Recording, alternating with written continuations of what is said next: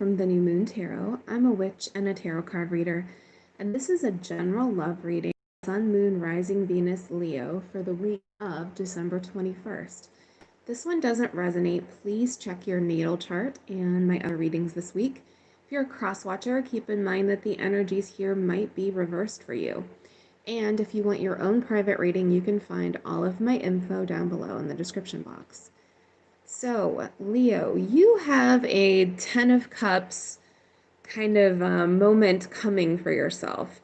So, the 10 of Cups is that monogamous relationship, that committed relationship, whatever that looks like for you, whether it's a marriage or living with someone or committed dating or whatever. This is the happy family card. You can see that rainbow up above and all those cups and the two children and the picket fence. It's basically a wish fulfillment card.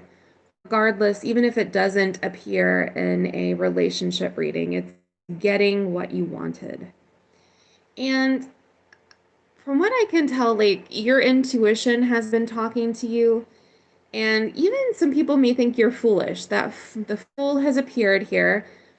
The Fool is major arcana for Aries, but it's also about a new path. It's an adventure. You can see he has like that hobo sack. He's headed off. He's basically experiencing freedom. He's following his heart, or, yeah, it's more following your heart and not your head in a situation. Following that intuition, that instinct. The Page of Wands is a new path. Yes, it can mean passionate messages coming in, but it's also about a new path. It's following that excitement, following that creativity, that spark, everything that you would associate with wands. This is also your energy. It's Leo, Sag, Aries energy. So you're headed towards, well, really like happiness is where you're going. Even though it may seem a little bit rocky or a little bit bumpy right now, you're on the path to getting what you want. For some of you, this is a new relationship. For some of you, this is a reconciliation. But it is getting some happiness, which wouldn't that be nice in 2020? All right, let's take a look at the present situation. Then we're going to do your energy. Then maybe I'm just going to call this outside influences or your person, the advice, and then the outcome. So we have the Strength card. Hello, Leo. That's your major arcana. But it's also about instincts. It's about being strong, following through, doing what you need to do, like kind of striving, perseverance in a way. That's echoed for me with the Six of Wands that's showing up here. That's a victory. It's getting recognition. It's winning. He's like parading through the town basically on this horse, like, check it out. I did what I said I was going to do.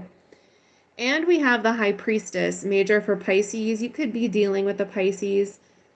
But this is intuition. This is the inner self, that inner knowing, looking within. Maybe you've been having dreams, or maybe you've just been having a strong sense. Sometimes our intuition is just this gut feeling that it really, basically, if you start listening to it, it won't shut up. It'll just tell you about everything if you listen in hard enough. I think sometimes we ignore that voice. We squash it. All right, let's look at you a little bit closer. So we have the Hanged Man in reverse, more Pisces, but this is releasing something or letting go. But even more important, do you see the light around his head?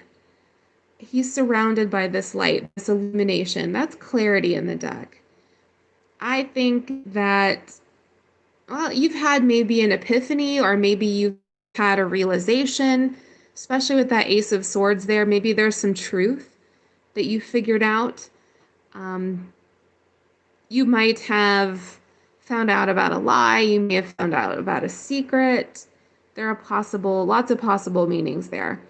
That Ten of Swords in reverse is letting go of something. It can mean letting go of pain or grief, reaching the end of a cycle with that 10.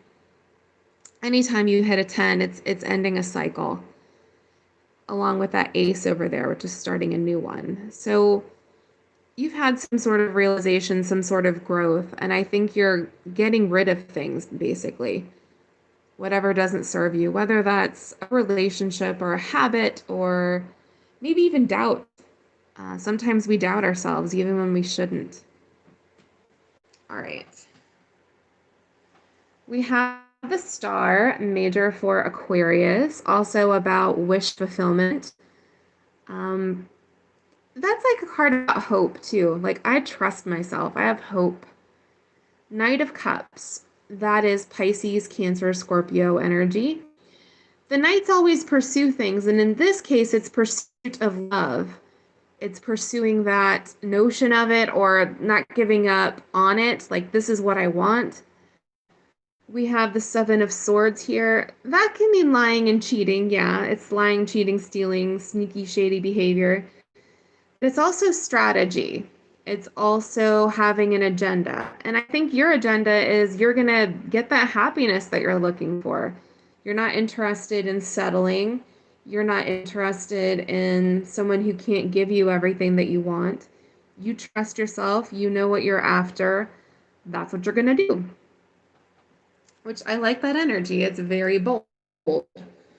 Queen of Wands, Leo again. Hello there.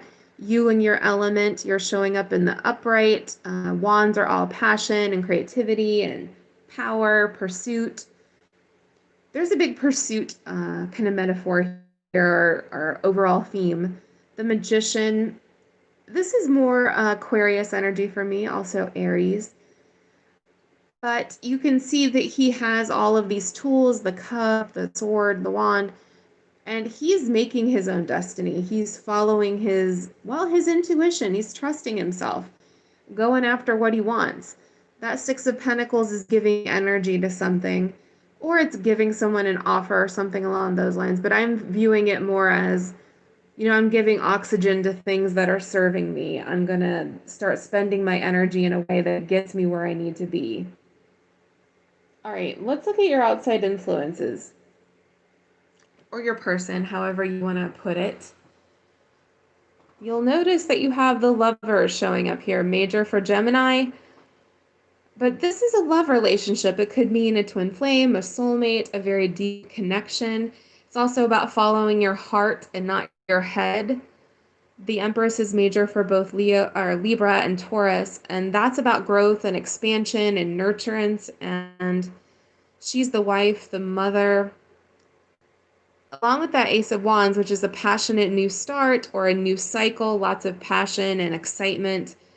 For some of you, this is rekindling a relationship. This is bringing it back to life, giving it new life, basically, with that Empress card. For some of you, this is a brand new relationship that's taking off the ground.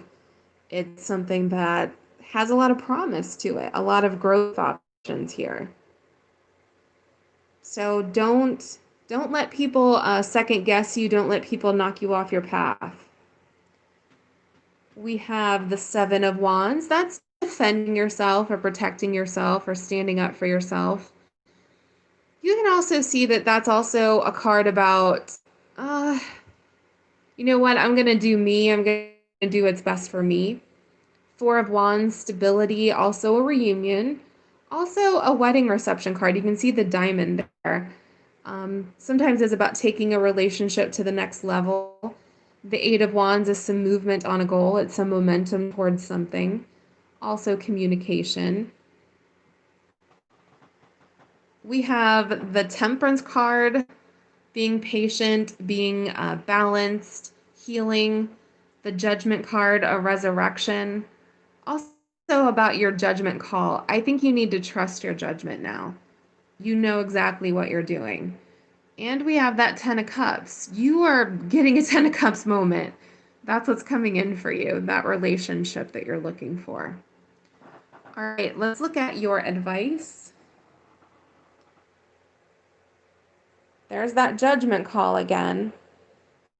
Believing in yourself. For some of you, that's the resurrection of your relationship. It's also about, there's just a really strong call here to trust yourself. That Nine of Swords, let go of doubts, let go of anxiety, fears. It's in the reverse. It's letting go of all that. It's trusting in yourself, trusting your judgment. The World card. This is a threshold. This is leaving one state of being to the other. You're starting a new cycle here. You're on your path. You're headed in the place that you're supposed to be going. You've learned a lot of lessons along the way. For your oracles, we have go with the flow. You can see her eyes are closed. She isn't even, paddling. That paddle's in the water behind her. She's just following her intuition. She's following her instincts. We have ground and center, and that's really about connecting with yourself. It's rooting yourself, listening in, letting the universe speak to you. Let's look at your outcome over here. We have the Hierophant, major for Taurus, but that's a marriage card. It's an institutions card like marriage, family, religion, politics. It's also about stability. It's also about wealth.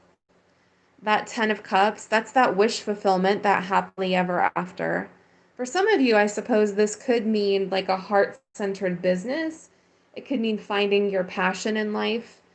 The Fool card is following those instincts and trusting in yourself. He's taking a risk here. He's going off this cliff and he isn't worried about it. He knows he's going to be fine. So let me know down below if this resonated or not for you. Please like and subscribe since I do free weekly readings here on YouTube.